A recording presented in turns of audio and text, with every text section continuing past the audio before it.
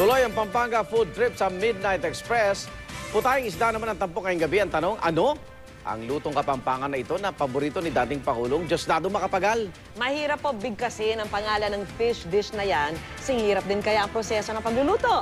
Alamin na natin kay Micael Daes. Ngayong gabi, subukan natin ang isa sa paboritong pagkain ni dating Pangulo Diosdado Macapagal. Medyo mahirap sabihin yung pangalan, pero ito yun. Mebubus apap con mayonesa. Yeah, I said it.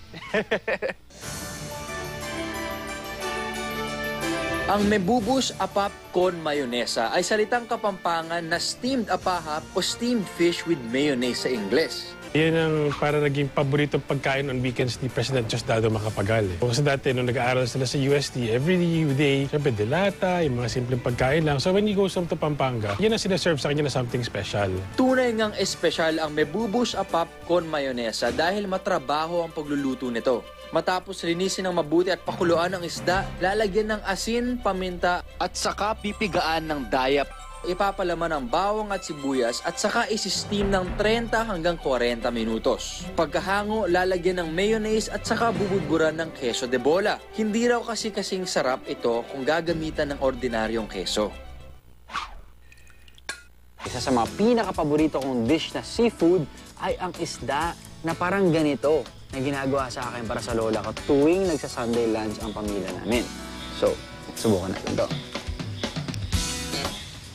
Yung keso talaga may magical property yan. Kasi kahit anong ibagay mo sa keso, mas sumasarap siya. Tapos sa ilalim, bago yung isda, puro paminta. I taste it and I love it. Sarap siya. In fairness sa kanya, makulay yung presentation, may berde, may dilaw, may pula, tapos yung isda. Tapos ang dami mong nakikitang nangyayari sa plato, parang bagay siya sa fiesta. Bagamat ngayon ko lang ito natuklasan, napakatagal nitong putahe sa mga handaan dito sa Pampanga. At ayan, di pangkaraniwang pangalan para sa isang pagkain na hindi rin pangkaraniwan. Ako po si Micael Daes, Midnight Express. Good night!